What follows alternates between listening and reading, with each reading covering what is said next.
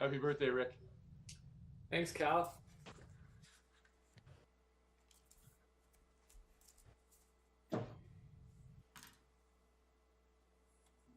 I'm officially starting my 50th year.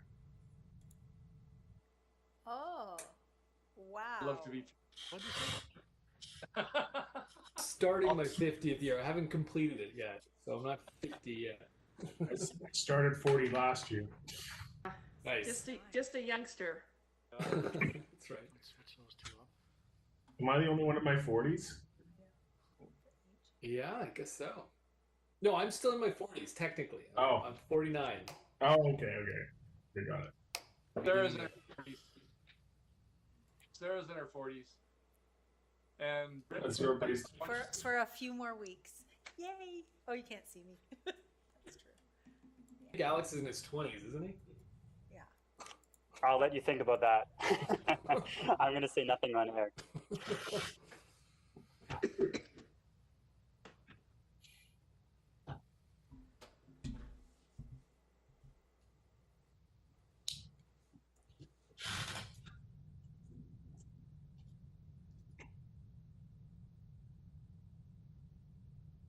I would appoint you tonight, right? Sarah, Sorry? we have to appoint you tonight. Yes. Yes, please. Somebody. Let's get it going. That's your first time? No. Yeah. Yeah, it'll be my fourth time. Oh, cool. 2 elections, and this will be my second by-elections. Got everybody here? 1, 2, 3, 4, 5. Okay, well, we've got all the council anyway. Okay, folks, I'd like to call this meeting to order, and I'd like to start with the Aboriginal Acknowledgement. We would like to acknowledge the land on which we are gathered is the traditional territory of the Tanaha, Silix, and Sinix peoples, and is home to Métis and many diverse Aboriginal persons. We honor their connection to the land, rivers, and respect the importance of the environment to our strength as a community. And with that, I'd like a motion to adopt the agenda as presented. Councillor Woodward, Councillor Lochtenberg, second. All in favour? Carried. Thank you very much. Adoption of the minutes of the previous meeting. That is November the 9th, 2020, and December the 7th, 2020. I'll move 5A and B. Moved by Councillor Morrison, second by Councillor Renwick. Questions or comments? All in favour? Thank you very much.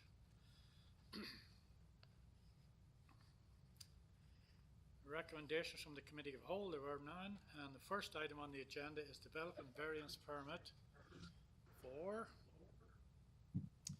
1010. Point of privilege. I'm sorry, go ahead, Sarah. So, I'm just needing to announce that I need to recuse because of my perceived conflict of interest in regards to agenda item 7A. okay, well, we'll see you in a few minutes, then, hopefully. Yeah, and I'm doing the same thing. Okay, well, why don't you all just go home? We'd be done. I give my vote to Jeff. Okay. Okay, so Keith, you're out, and Janice, right? So I will send you both a text when it's okay to rejoin the meeting.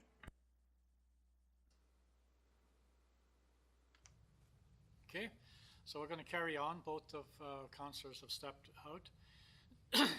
Development Services received a development variance permit application for 1010 Carbonate Street to reduce the minimum front lot line setback required by zoning bylaw from 4.5 meters to 3 meters for the purpose of constructing a porch, unenclosed porch. And there is a full report from staff with pictures and the whole 9 yards. And there is a recommendation there if one of the councillors wanted to put that on the table or an alternative. Councillor Woodward would like to move that the application for the development variance permit to vary the requirement of zoning bylaw 3199/2013 for the purpose of building a unenclosed front porch be approved for lot 3 block 1 NEP 486, District Lot 182, Land District 26 at 1010 Carbon Street, as per attached plans as follows. Bylaw number 3199/2013, Section 417 of Schedule A, to vary the minimum lot line from 4.5 to 3 meters. Seconded by Councillor Renwick. Questions or comments? Hearing none. Oh, sorry, Councillor Renwick has a question. Yeah, I have a question for staff on this. I'm struggling with this one a little bit, Alex. I think you're up on this one, are you not? Yeah, I am. Thank you. I'm looking at the concern of the neighbor and his view. I'm quite familiar with that area and that home in that pretty good friends grew up next to that house. I like what the people have done with the addition of the porch. I also feel for the neighbors in the concern that, you know, their question is they don't have a problem with the porch. Does it have to be a 10-foot porch? And that's kind of my question as well, is have we talked to these people? Like, would they consider something smaller to help this fellow's view? Absolutely. So a 5-foot porch, 5 foot would be permitted without going for a variance, actually. So for that very reason, I did have some back and forth with the property owner about that, to, you know, make them really consider whether they wanted to apply for a variance in the very first place or not.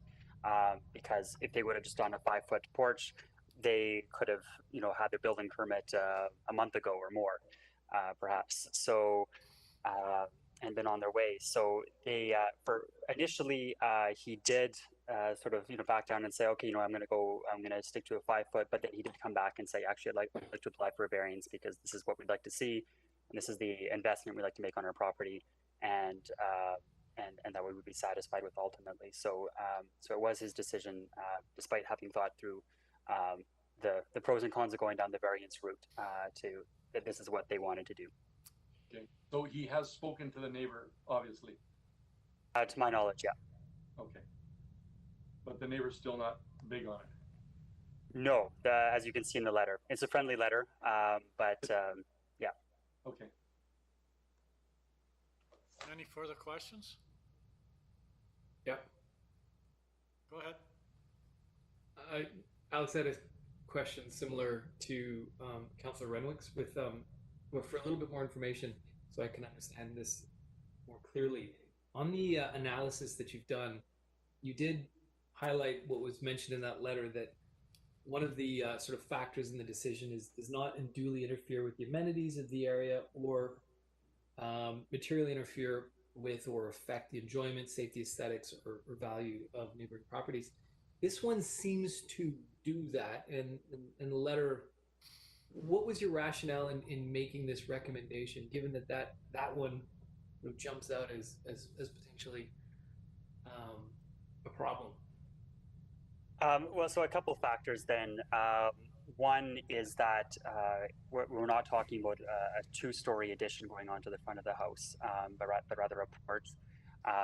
So you're not the additional height and fully blocking, you know, the view of someone if they were, say, on the 2nd story of their property.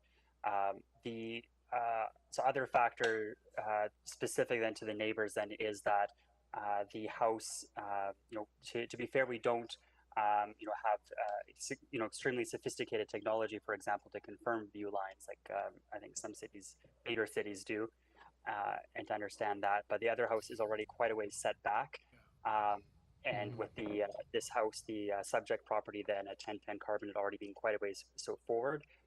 So when we as staff were looking at it, it didn't appear that it would be have a significant impact, and you know, we did talk this one through before getting that letter.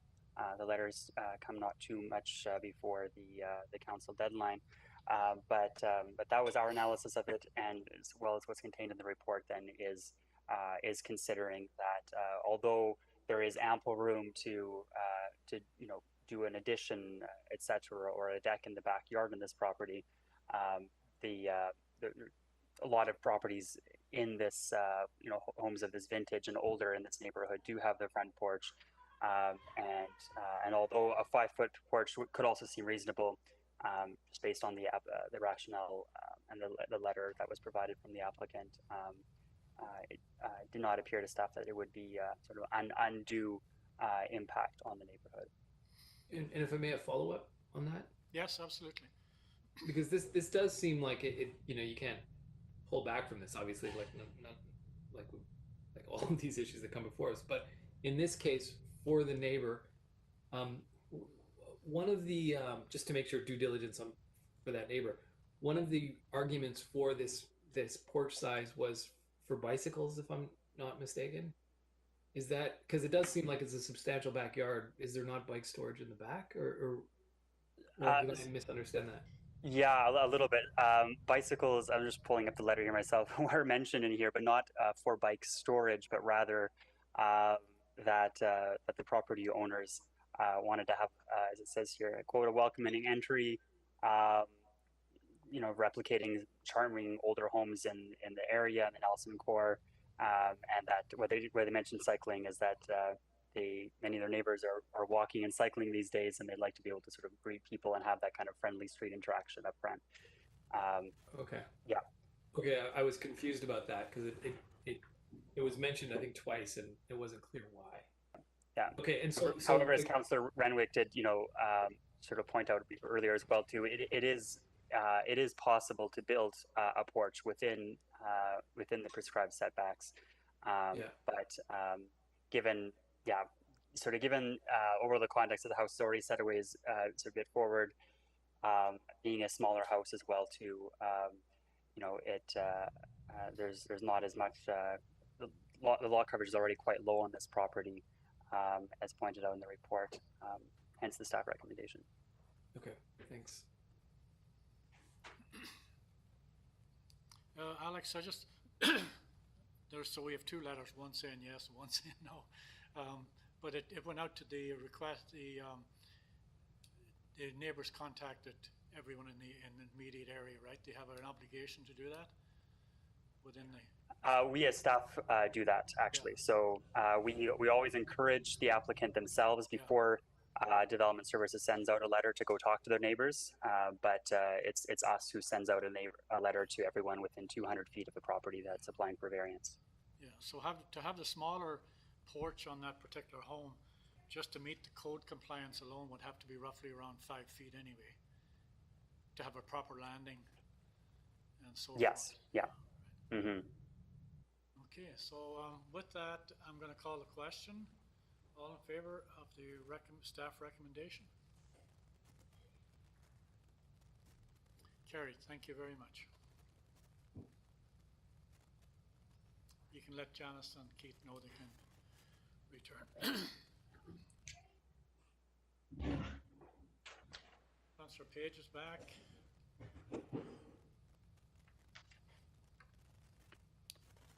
Just waiting for Councillor Morrison. There she is. And somewhere in that shuffle, we lost Councillor Woodward. So just bear with us for a moment, folks. Using the Zoom, sometimes. There he is. Thanks, Councillor Woodward. Everybody's back now. So we're on to 543 Baker. And this is a development variance permit application for 543 Baker. Development Service received a development variance permit application for 543 Baker to increase the maximum lot coverage permitted in the zoning bylaw from 90% to 95% for the purpose of permitting a roof over the back entrance. Once again, there's an extensive report in our package, and there is a staff recommendation, and there are options on alternatives as well. Councillor Renwick? I'll move the recommendation.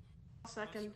Second by Councillor Morris. Moved by Councillor Renwick, second by Councillor Morrison, that the application for the development variance permit to vary requirements of zoning bylaw 3199/2013 for the purpose of permitting a roof over the back entrance be approved for lot 10, block district lot 95, Kootenay District Plan 9500. Except parcel C 136031 as per attached plans as follows. Zoning Bylaw number 3199/2013, section 617 of Schedule A, to increase the maximum lot coverage from 90 to 95%. Any questions or comments about the motion put forward? Hearing none, all in favor? Carries. Thank you very much. Next is, we're running up and down Baker Street here. 356 Baker Street, we've seen this one before.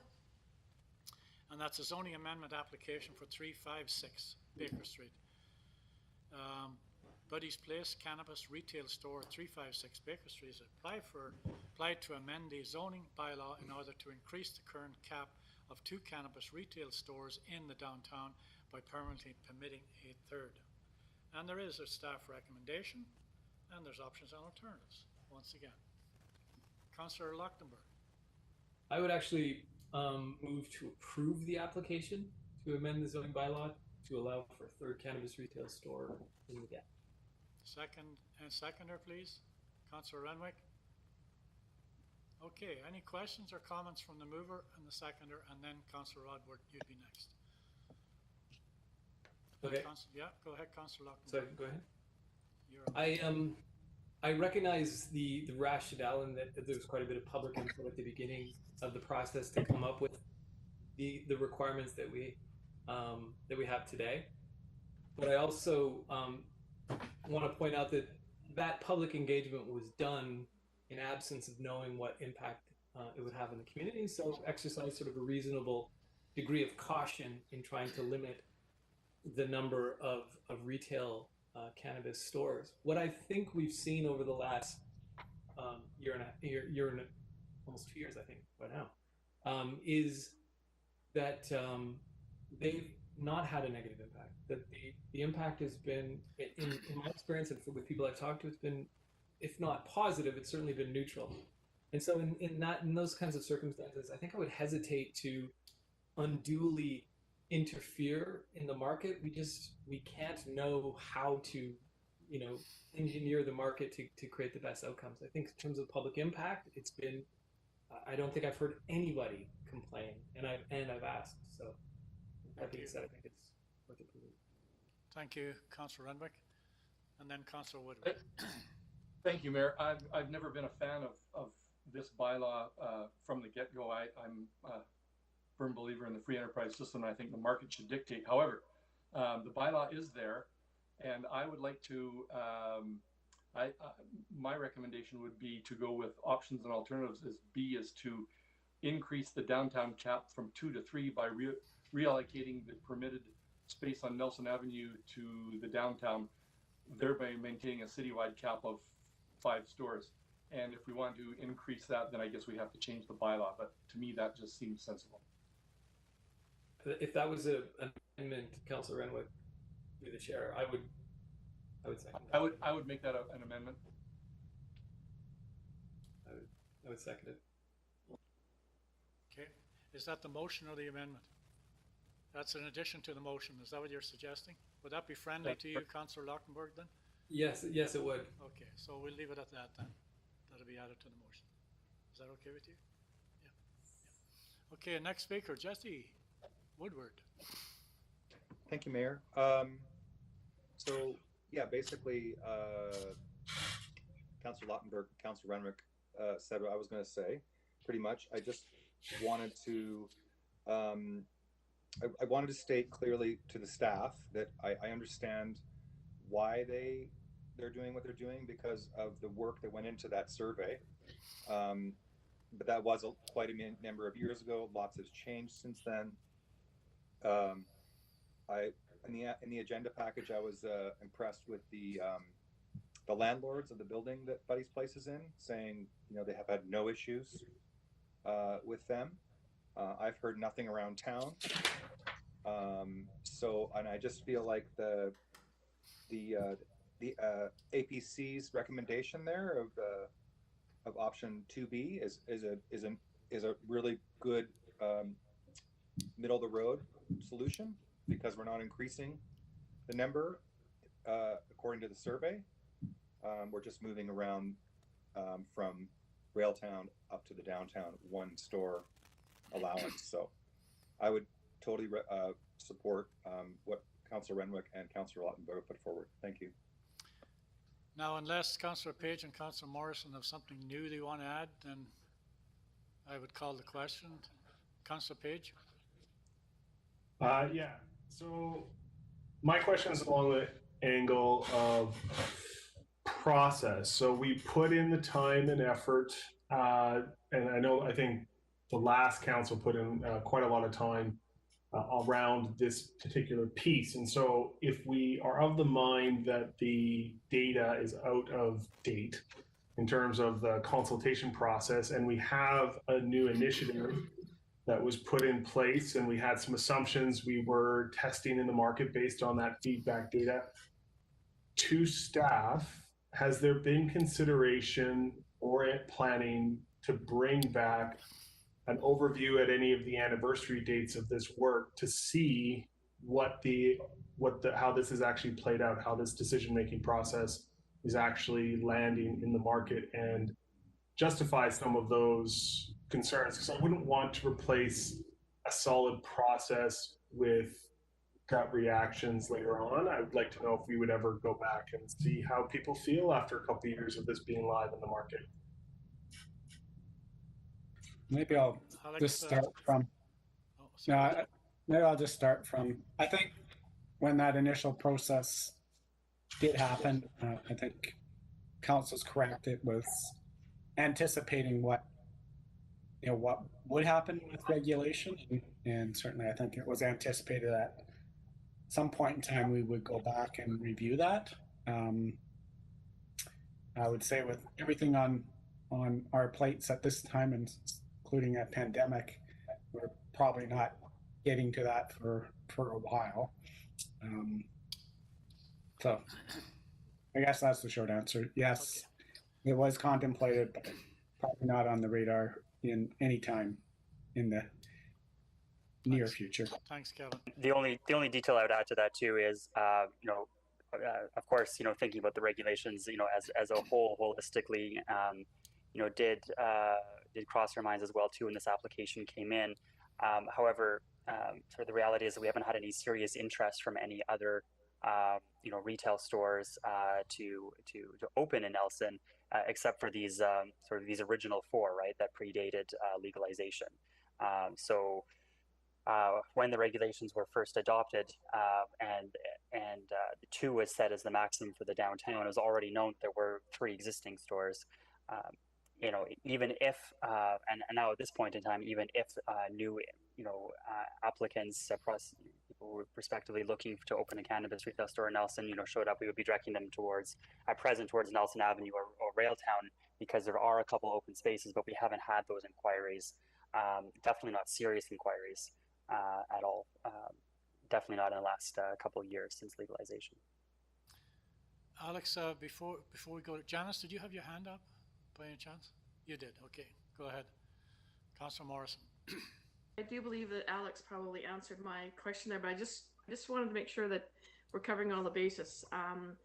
Because in my mind, I was sort of thinking that with all of these options there, like I'm fine. And actually, if I was going to pick one of the options, it would be this B option if we were going to keep it at 5. But again, it's one of those things where I'm trying to visualize that I don't want to see pressure that everybody's going to have their pot shop on their cannabis retail shop on Baker Street.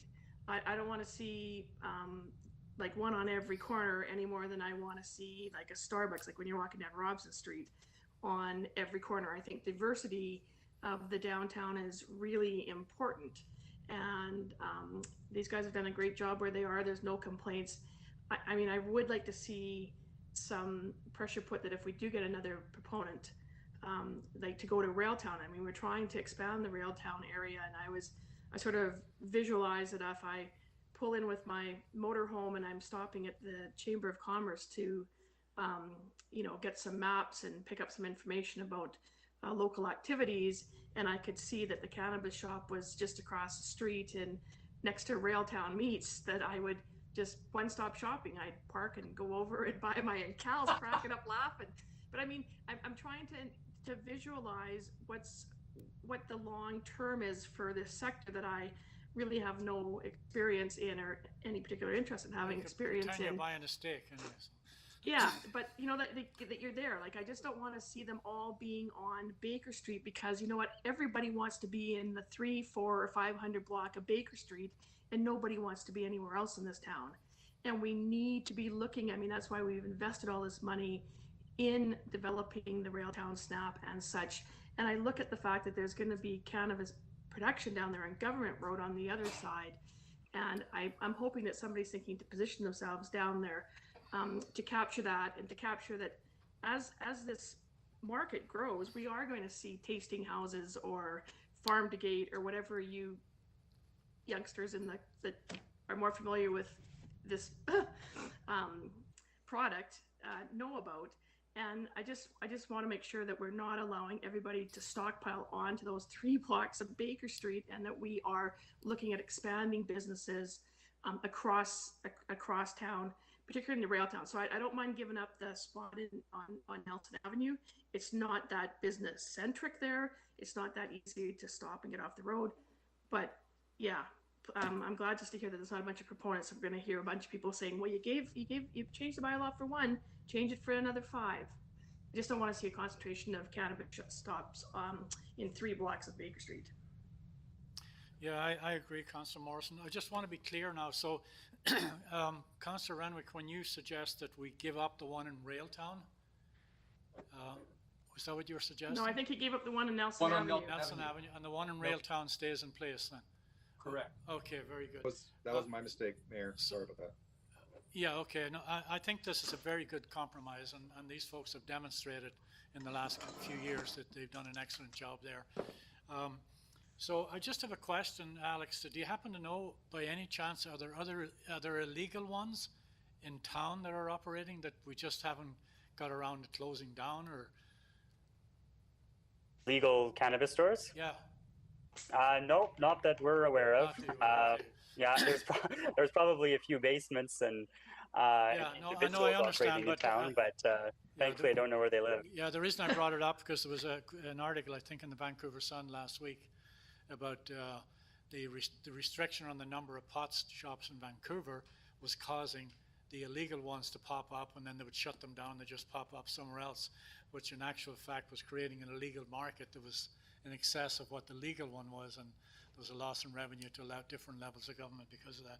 I think this is a good compromise, and thanks, Councillor, for working your way through this. And Councillor Morrison, those are very good points that you bring up. So I'm going to call the question on the motion.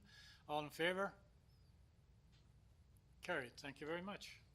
Onward and upward.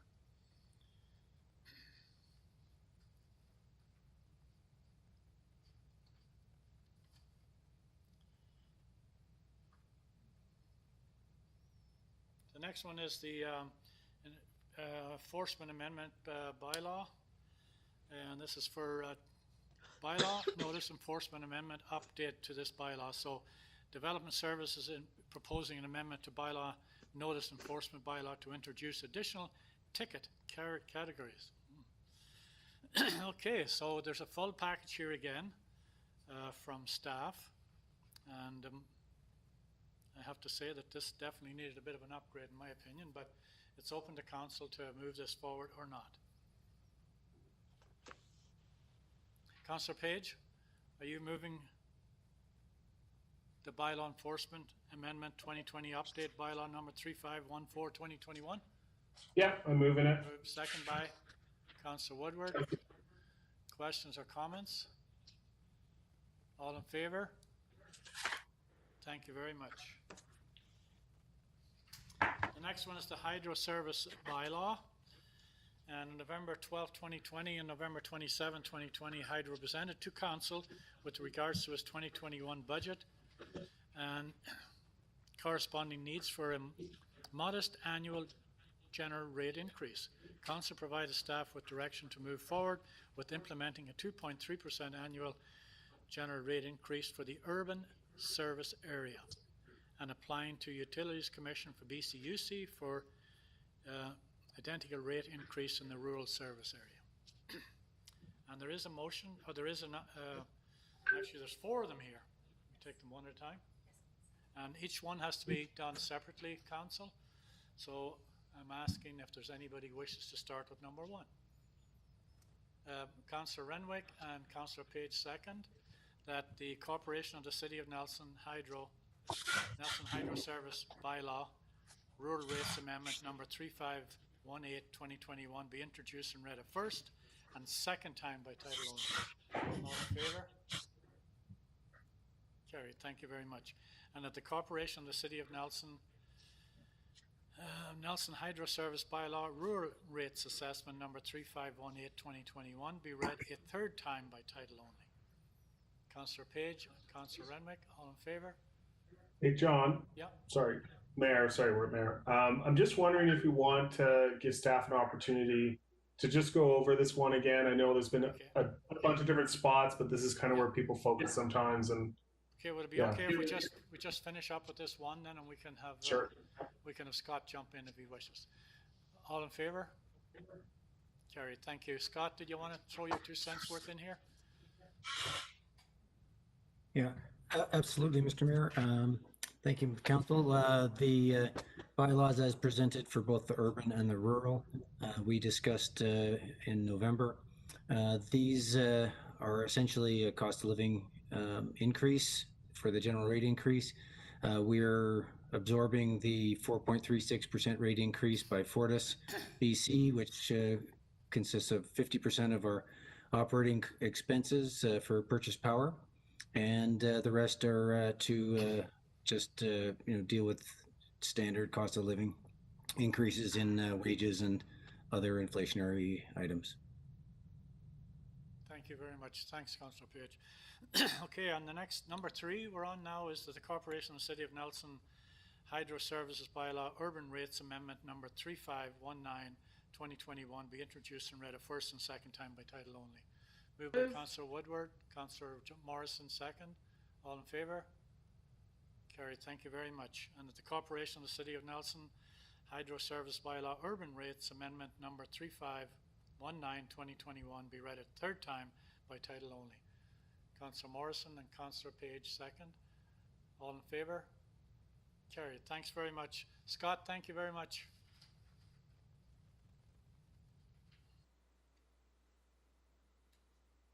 Okay. Zoning amendment, Laneway Housing, Industrial Scale Computing. And this is a minor amendment to this bylaw. Kevin, I believe, needs an additional number of adjustments made to it, but this is one you feel you need to clear up at this point in time, right, Alex? You're still there? Correct. Yeah, I'm still here. Exactly. So this is except for the parts around density and law coverage, this is the same amending bylaw that was presented in December, minus those 2 pieces that we're going to talk further in a workshop in the coming months. Yeah. So we still have the workshop happening later on to go over the full bylaw. So, okay, and we're dealing now with what do you call it again, Kevin? Computer mining or Bitcoin mining or whatever it is? Industrial scale computing. Yeah, industrial scale computing, right. So that's what we're trying to get ahead of that one at this point in time. Right? Does anybody want to give a little bit of background for those of us out in the public that are not 100% familiar with what industrial scale computing is? Councillor Page, you're welcome to do this if you wish. I don't want to take the trumpet from staff. The big thing is basically whether or not you're going to run a data center from your basement and consume the power of 10 homes. That's what it means to me. In a nutshell. So staff has probably worked the nuances of this a lot more. So I would just I'd want to ask them to see what they have to say. Yeah, Alex. I don't think I would say it much better than Councillor Page. Just in more words, so only if council really wants me to kind of go more in detail. But one more sentence or 2 to add on to that is that the most I shouldn't say the most common, but the most discussed in this report, at least, sort of instance of industrial scale computing that we're talking about would be Bitcoin mining, other cryptocurrency mining. Yeah. As Councillor Page mentioned, data centers, and then the discussion is whether those are appropriate uses to have within city limits, of course, in the city of Nelson. Okay, so on that note then, Alex, just for curiosity, let's assume it was located at, say, 4 Mile, what impact would that have on us? Because this is about power consumption as well, isn't it? It's about power consumption as well too, and the impact on Nelson Hydro, if it were at 4 Mile, that's a first of all, that's a decision that could be made, through Nelson Hydro rates as well too, and for the council sort of direct or somewhat direct influence over that, because of course the city doesn't have complete control and discretion over setting hydro rates. We are going to be talking to the RDCK as well too, following first readings of this, if to discuss their zoning around this as well. Of course, not all of the RDCK is zoned, but the most how should I say this? Looking at the experience of other municipalities and other jurisdictions around these uses, if there's a very large concern about from the utility about having these kind of centers, the place to do that is also when you're setting the hydro rates, which could potentially be different for these sort of uses. But within city limits, we're able to kind of do it through zoning without having to get into the hydro rates and having to deal as well with utility commission. So Scott, if you're still there, did you want to add anything to that? I'm just curious, but if we were to drive that business out of town, would we be adding the burden that we're trying to cure in the city to us somewhere else because we supply the hydro? Maybe I'll just add that we certainly have identified that. Not sure why we're getting echo here. Not sure where it's coming from. I think it's from the boardroom. What's that? Sorry, what, are you hearing something? I'm getting echo through. Unless. How's that? Yeah, we're still. I don't know, maybe Scott, you can try and see if you get the same issue. Got it, Kevin.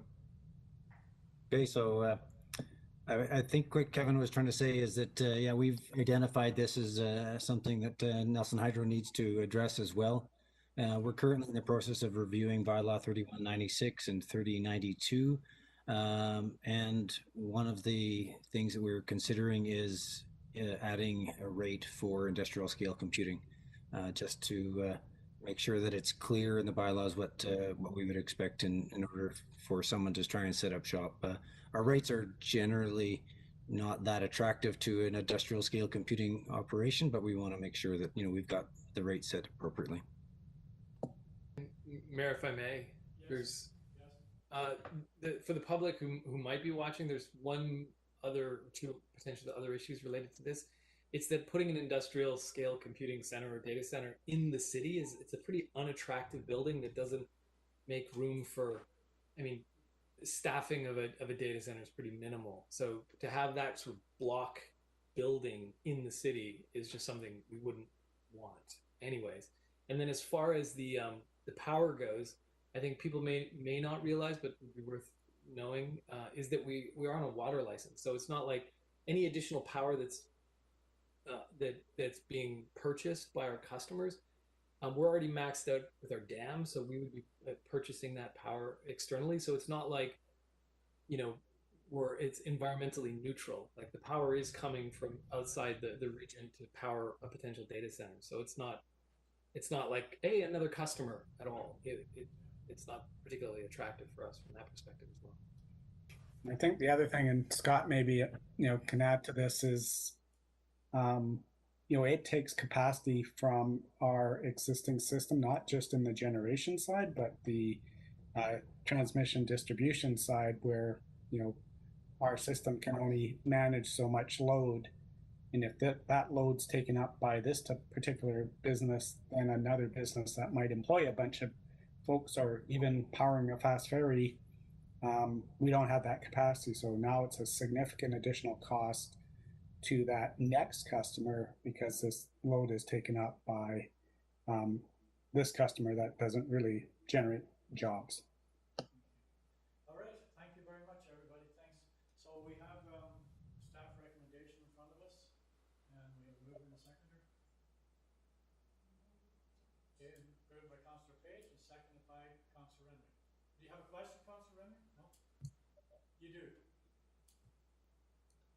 Alex, before we can do that, please. Alex, one of my favorite things, number one there. Can you explain that to me like I'm a 10-year-old, please? Because I'm not getting this laneway house. Oh, it's the name of the bylaw, more or less. Yeah, so go ahead, Well, Alex. Yeah. It looks to me like we're increasing the height and or what are we doing with laneway houses? Are we making them bigger now? Not in height, no, and not necessarily in scale and massing, I should say, either. I admit the current regulations are a little bit complex, more than we have, a complexity that we don't have for single-family homes, and that's part of the point here. Is that when these rules were introduced, we were cautious, as we often are, with these things. So, say for a single-family house, what they're bound by is height and lot coverage. For laneway houses, we have height, lot coverage, building footprint. Is one outlined maximum, one line of the bylaw, as well as gross floor area. So right, building footprint, right, is just the lot coverage, the ground level, and then the gross floor area includes all the living space. So there's a basement, if there's second story, that kind of thing. And there was a variance that came to council just in the fall that to vary the gross floor area. And this is kind of where this is coming from as well too, is that it doesn't change the massing as long as we're controlling the height, lot coverage, and building footprint of a laneway house. The gross floor area of the laneway house doesn't have an impact on the public realm or on neighbors. If they're able to fit in a crawl space, if they're able to fit in a bit of a basement or something creative like that. Was still staying to the exact same massing. So what this bylaw amendment does is it changes nothing for what the neighbors see, but only in terms of the flexibility that someone has in designing to have a little bit more living space. So because of getting rid of that maximum gross floor area, then the second paragraph here that's in the background section, what that refers to then is then allowing single-story laneway houses, so those that are up to 4.5 meters in height, to go up to basically rebalancing the regulations so that they can still go up to the maximum gross floor area as we have it now. Okay. So we're trying. It's really complex now, and we're trying to scale back that complexity to make this a bit more simple to understand. If I can follow up, Mr. Mayor. So that variance that we approved a couple of months ago, that was for the laneway house that wanted to enclose the deck. Is that correct? Enclose part, yeah. There's deck as well as create a crawl space where there wasn't one previously in the plans. Yeah, on Robson. Now I got it. Thank you. So Alex, just for clarity then, the maximum floor space, am I hearing you saying that you can have a basement included in the living space? Is that what you're saying? That's what this would allow. So right now, even looking at like Vancouver's experiences, most people don't bother to do a basement with a laneway house. Yeah. Under the regulations as they stand right now, you could potentially do a basement, but you probably wouldn't be able to get in a second level. You'd kind of have to pick or choose. What this would allow for is within the maximum height and the maximum footprint that's already allowed, that you could also add into a basement on that. Gross floor area isn't something that we control with any other or cap on any other kind of dwelling unit, whether it be secondary suite or single family home or condo or apartment. We have a minimum, but we don't have a maximum for anything else. Okay, very good. Thank you. Okay, Councillor Renwick, go ahead. Sorry, just to follow up. So Alex, could someone build a laneway house, put a basement and a main floor, rent out the basement? Could that happen? Yes, they could. That could happen. Yeah. If it were part of just one dwelling unit, then same thing as anyone else's house as well too. Is you could rent out your basement. If it's not a suite, and I don't know, they they eat out all the time or they use your kitchen upstairs, it's exactly the same thing. If they were wanting to make a secondary suite out of it, well, then there would be, say in the basement of a Laneway house, well, then there would be, an additional parking requirement as if that secondary suite were in the house. There would be additional utility billing as if it were in the single family house. So it's a shift, but it's not increasing density or varying those parking regulations in any way. Yeah. It'd be tough to do. Yeah. It would be tough to do. You'd end up with a small suite if you had, sort of a 500, 600 square foot, building, right? As a building footprint or laneway house, you could get close to that, and for your basement to do a suite, and that's about the size that I live in. So I guess it would be fine. You could build that. Yeah. Okay, thank you very much. Thank you. Thanks, Alex. All right. We have a mover and a seconder for the zoning amendment bylaw, laneway housing industrial scale computing, and minor amendments. Bylaw number 3512/2021 be introduced and read a first and second time by title only. All in favor? Good. And number 2, the council directs staff to schedule a public hearing for zoning amendment, laneway housing industrial scale computing, minor amendments, bylaw number 3512/2021. All in favor? Carried. Yeah, I thought we did Cal and I hope so. All right, thank you. Next up is the water and wastewater rates. Each year, the City of Nelson reviews the long-term operating and capital plan for water and wastewater utilities. The purpose is to ensure that the rates are set at a level that ensures sufficient funds are available to cover the annual operating and capital expenses and provide adequate reserves to fund future capital expenditures. Council is now requests to pass the first of 3 readings for fees and charges amendment 2021 water and wastewater rates. And there is a staff recommendation below, and there's number 1 and number 2. Councillor Page, are you moving? Yes, and Councillor Woodward seconder. Any questions or comments from Councillor Woodward? Thank you, Mayor. It's just a comment. In this package, there is a graph showing 2008 to 2020 reduction in water use. And I just want to congratulate staff, essentially, for the incredible conservation that's happened here through a number of different ways of doing that. A lot of it was lining the lines, securing the lines, and putting in new piping. But it's pretty phenomenal to see that in a graph of just how much we've reduced the water consumption of this city, even though the city is growing. So, well done. Thank you, and I think the public had a part to play on that as well. Of course, there's been a good education program over the last 10 or 12 years as well. So. Yes, yeah, and actually, yes, I mean that's been another part of it. Is I think people in general have become more aware of water use, but the combination of the citizenry and the staff and public works doing all that work it's quite impressive. So, thank you. Absolutely. Okay, any further questions? And so this is for the that the Corporation of City of Nelson fees and charges Amendment 2021 water wastewater rates number 3520/2021 be introduced and read a first and second time by title only. All in favor? Carried. Thank you. And that the Corporation of the City of Nelson fees and charges Amendment 2021 water and wastewater rates number 3520/2021 be read a third time by title only. All in favor? Didn't we? Oh, I'm sorry. Sarah just corrected me. We didn't have a mover and seconder for either one of those.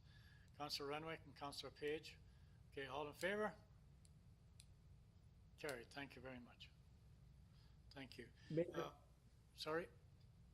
It's Colin here. I just wanted to know if I could make a couple comments. Absolutely, yeah, Colin. Sorry. No, not at all. Again, too, I just wanted to echo what Councillor Woodward said, that this has been a ongoing program for the last 12 years in regards to the city councils of the day getting some master plans done for both their wastewater and their water, and then actually diligently following through with that. We know that that was hard on the community as far as rates doubling, but we have certainly done a good job with our own workforces. Our public works team has done a lot of this upgrades, and in particular, we were able to remove the galvanized piping, and you can basically see from the graph where you start to see, especially our winter usage, when people aren't watering their lawns or they're not filling up their pools, where you can really see how much we flatlined that, and that had to do with a lot of the great work by our public works. What I also wanted to make sure that the public was aware of is that council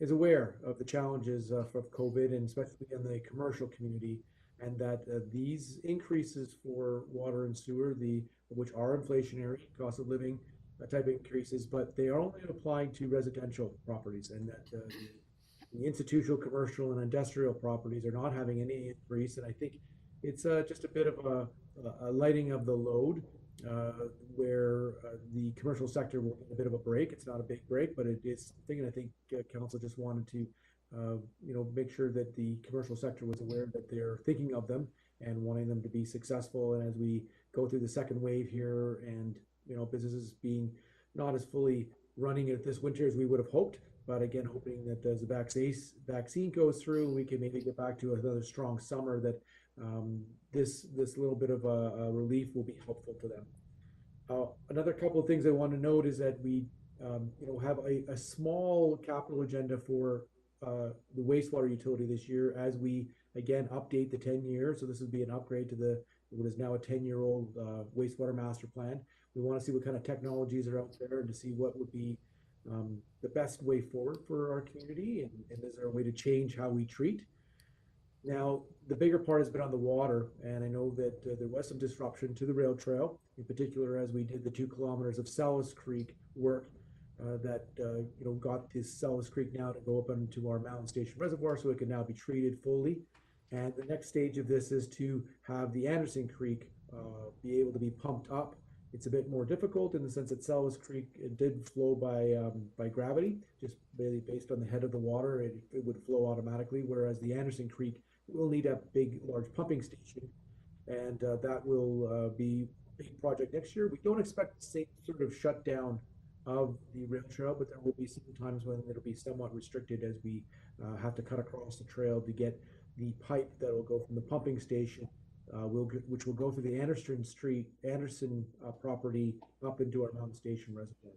So again, that hopefully should be completed in 2021, and that will be kind of the completion of the $6 million grant that we had to get additional water sources, which will help us in case there's any problems with our 5-mile line, but to make sure that it's all treated properly. And a lot of this is being driven off of what IHA demands of our water. And the last one I just want to talk about, and again, it just does speak to the fact that council did, put money forward in 2020 to be able to get all of the institutional, commercial, and industrial properties metered, and we are pretty much there. We have a few we had some challenges with that we hope to complete in 2021. But what has been excellent is the data that we receive from the software that monitors the water usage in the meters, and us being able to identify places where we have leaks or areas of concern where a property is using more water than say a similar type of building or usage, and then it's allowing us to focus. And we've had a contracted to a hydrologist who's really pointed out some ways that we can, just how much a leaking toilet actually loses on waste. And I would hope that if possible, depending on what it looks like for the future, that we might be able to roll that out even on the homeowner side. So whether or not as part of our ongoing water ambassador programs and our different programs, whether it's with Hydro or Fire Smart, whether or not that's a way that we can go in and help our homeowners be able to check their leaking overflow for toilets or flaps for their water, and that we would be able to, again, have a significant water savings, which while we are increasing in density and population, we're actually seeing our water usage drop, and that would be something that I would like to hopefully see moving forward. it's kind of interesting, Colin. I remember back when we started this plan, a lot of the conversation around town at that time was how we're going to keep up with the new development with our water system, and clearly there was many options there for getting to that point. So, but Colin, I had another question for you here that some people might be wondering, what the heck is resource recovery doing in the middle of this here? You might want to explain that if you don't mind, please. Yeah, it's a great point, Mayor, and I apologize. I should have touched on that as well. We were trying to think about a way of making the public aware, because here we have a changes, so we need a resolution from council or the approval of the bylaw to increase the rates in the schedules. Now, I know we talked about resource recovery. We have a plan to be able to look towards doing our organics diversion, and we believe that in the 2021 year that we will be able to do that within the funding that is already in place, i.e. we had an increase in 2020 to fund the recycling cans. We believe that that additional funding that we put in place in 2020 will be enough to fund sort of the detailed design, and hopefully we will be successful on a grant, BC Clean grant, that will help us to, I think, move forward on a very ambitious and unique program where each home would have a food recycler, and that we would be able to have organics diversion in a manner that is different than the way that it's kind of been done for a long period of time. There's still a lot of work to be done. We know that even the facility for the RDCK will not be likely available until late fall, possibly winter, and if not even into the spring of 2022 to even take any type of composting or organic material. So we really want to make sure that we do this right.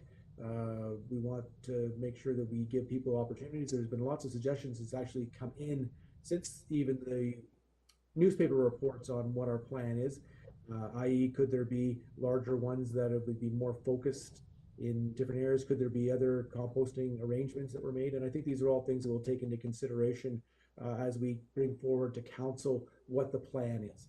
Like I said, a big part of that is putting in our application to Clean BC, and I think I feel confident that we can be successful there and really be on the cutting edge of organics diversion, and also by using a food recycler, creating a product that can go right in your own garden or on your grass, but also providing an opportunity for pickup, and that would be minimum pickups in a year, but would also allow our residents to drop off leaves and branches, which right now we spend GHG carbon on driving out to the transfer station.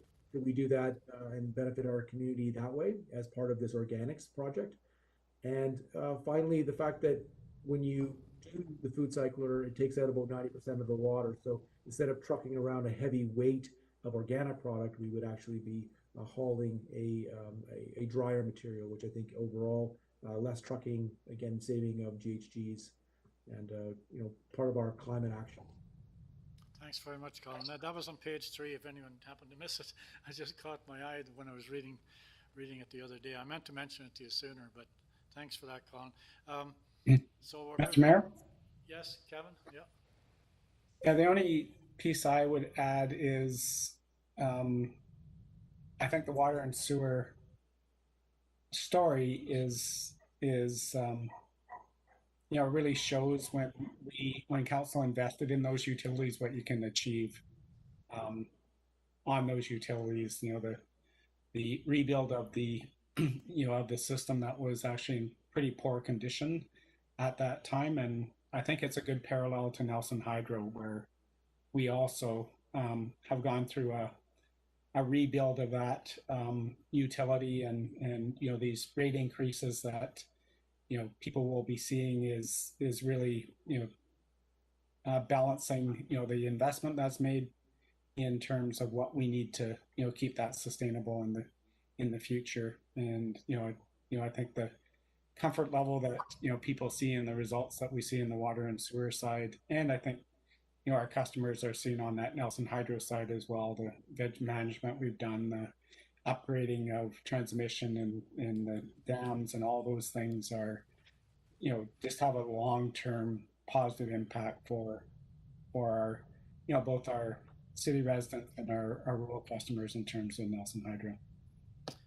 Kevin, I don't think we should sell, ourselves short like council now and council in the past, and particularly our staff for doing a really good job of putting the plan out to the community and the community buying into those rate increases that were fairly dramatic when they were first introduced. But it was rolled out in a way that the community felt it was important for them to continue to invest in our city for its future and for future residents as well. So it's been one of the great accomplishments of our city in the last 20 years, really, to get these utilities up to where they are today. So, just a word of caution, Council, as we move through these resolutions going forward over the next month or so. We have to always be cautious and keeping in mind that each one of them have accumulated effect on impacting our taxpayer as well. So, we have to be cautious about our rates and our fees. And thanks for doing a good job of analyzing all that, Colin, and making sure that it's very informative and easy to understand for all of us. So, and with that, do we get one or two?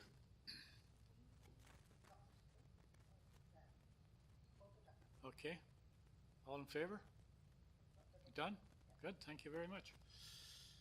Next one is one of the most important things we do tonight. And that's to appoint a chief and a deputy chief elections officer. On December 14th, Councillor Anderson submitted her resignation. Therefore, there will be a general local by-election for a councillor position held on March 27, 2021. It is required under the Local Government Act that the chief election officer and deputy chief election officer be appointed by council.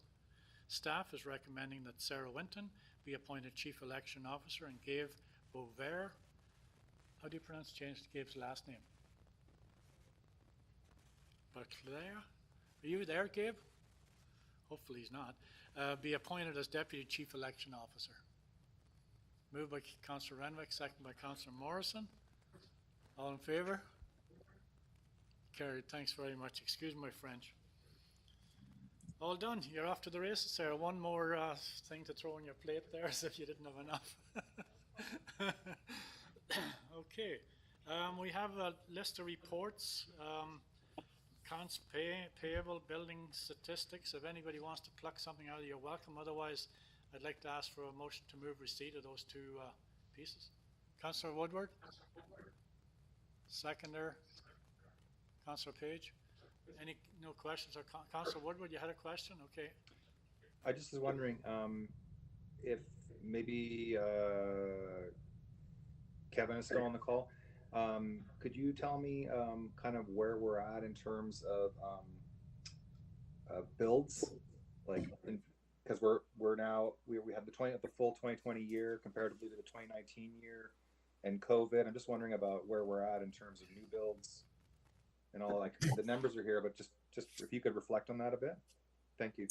Yeah, I think we've had a strong construction season.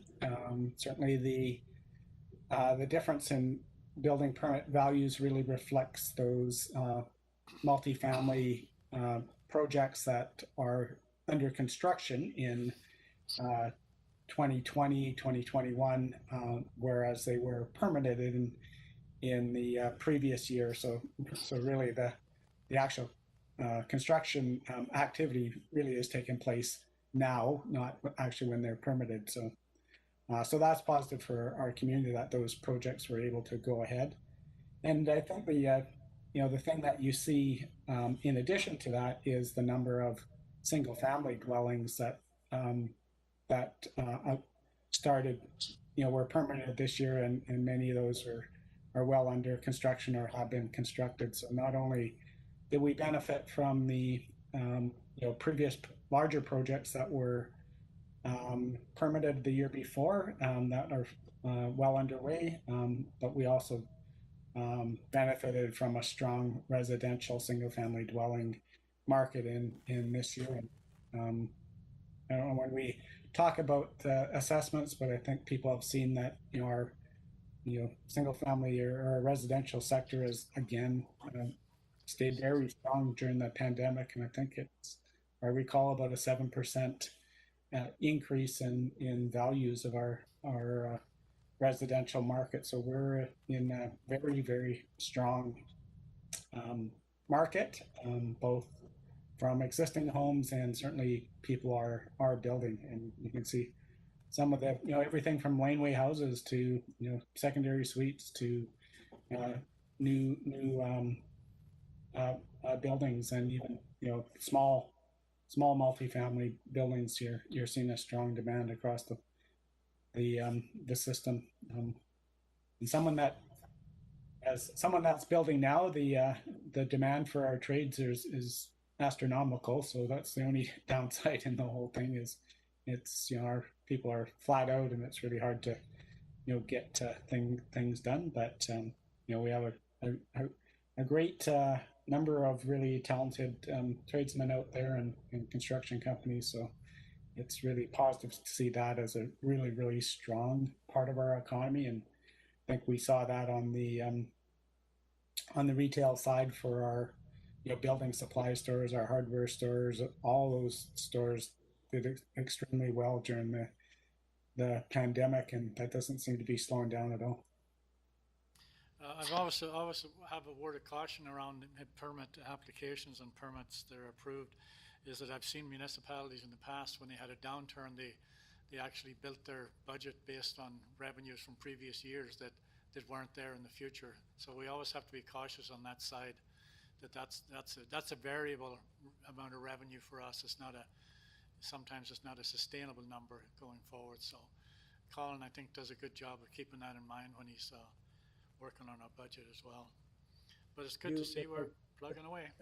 Mayor, just wanted to say, council will have a more wholesome discussion as our Director of Development Services, Mrs. Moreau, will join us on Friday, first thing in the morning, to talk about her work plan, and we'll be able to speak a bit more detail to what CEO Cormac has already spoken to you about tonight. Yeah, thank you very much. Thanks, everybody. And next one up is the action items. Oh, sorry, minutes, I beg your pardon. Minutes from the Advisory Planning Commission and the Cultural Development Committee. If there's anything in there that you wanted to drag out, you're welcome to do so. Councillor Woodward. Hey, Mayor, I just wanted to touch in on the Cultural Development Committee piece, because I sit on that committee. And just for the general public, that the arts sector in our town, like everywhere, has been hit really hard by the COVID situation. It looks like going into 2021, it's going to be somewhat similar to 2020. So just to keep in mind of people that any way they can support our arts community, please do. It's a vital part of our town. And when this is all over, it needs to pick up the pieces and start again. So just to make sure that whenever you can, please support our arts. And that's a big help, and think about them and help them where you can find the time and the space. Thank you very much. Yeah, it was kind of disappointing when the Capitol had it closed there, because Pat and I had gone to, when they had 50 people in there, and it seemed very workable to me. And then, they decided to shut those buildings down, which was kind of a shame, because they had a lot of good local talent that were putting on some excellent performances at the Capitol. So, yeah, good point, Councillor Woodward. Thanks for that. Anybody else want to touch on anything in there? You're okay? Okay, I think we're done. If somebody move receipt of those action items, please. Or sorry, the minutes. I beg of Councillor Page and Councillor Woodward. All in favour? Carried. Thank you. And the next up is the action items. And thanks for putting this together, Sarah, Kevin, whoever did it. You can see we're making headway in most areas. Some days you wonder, but in actual fact, this is a really good report to get. Anybody want to speak to any of the items in there? I don't think I highlighted any of them myself. I thought we were doing quite well considering. Oh yeah, I had one, if nobody else. Okay, let me see here. I had one that I marked here, Kevin. Let me see if I can find it. I'm sorry. Just give me a moment. access to the current building for both, oh yeah, Civic Theater upgrade. I was wondering about on that note, part of that upgrade on the exterior involved the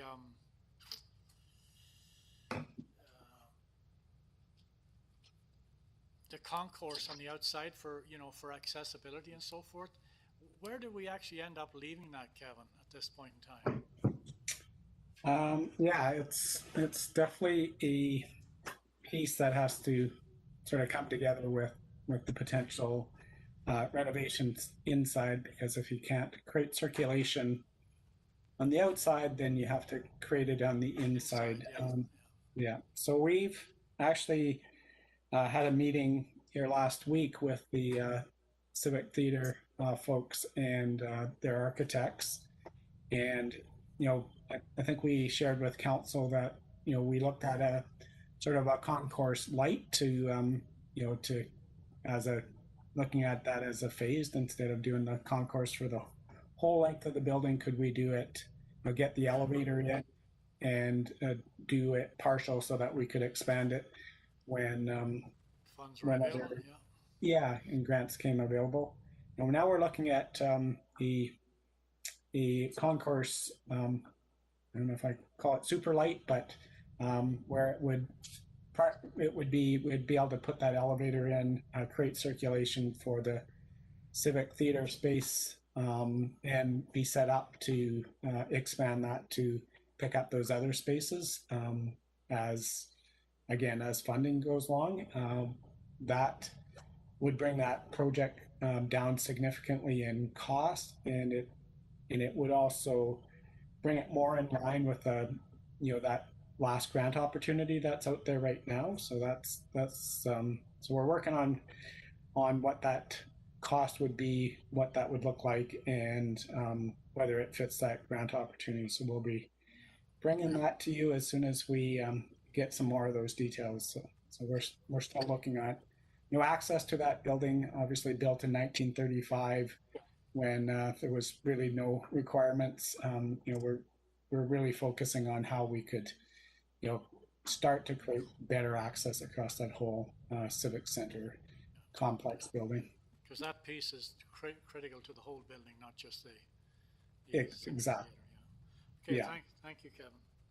And the only other one I want to mention, and council would have received a copy of the letter that was sent to Minister Dix on vaccination priorities, and so we have sent that letter out now, and really just identifying that we have some pretty critical workers here at the City of Nelson that maintain infrastructure that serves all our businesses, our emergency and our hospitals. All those folks rely on our hydro workers, our water and sewer folks, etc. So we're really asking the minister and his staff to look at that vaccination plan, and if they can bump up some of those workers. We're not talking our finance staff or our admin staff. We're talking those frontline workers that make sure the power gets back on in as soon as we have those outages, etc. So just wanted to highlight that that's something that's in the works, and something that we're feeling more and more nervous as cases increase in our city, let alone our region. And if we lost we only have 5 linemen. We lost all those linemen. They work together, and we just don't have alternatives for them. Yeah, and we definitely don't want to leave the sewage treatment plant without a staff. That would not be a pretty sight. Anything else, folks? Okay, if somebody move receipt of those action items, and we're off to the races. Moved by Jesse, second by Janice. All in favor? Carried. Thanks very much. No notice of motions. Getting too old for that stuff now, Rick? It's still a good process. All right, late items. Motion to adjourn. Sounded like a dare, John. Councillor I think Renwick. we should team up and come up with a bunch of them, Rick. All in Yeah, favor? Carried. Thanks very much. Okay, we still have a piece of our enclosed meeting to finish up, folks, so don't go away. Give me a couple of minutes, stay on this, this meeting, council, and once we get out of the streaming, we can go back in camera.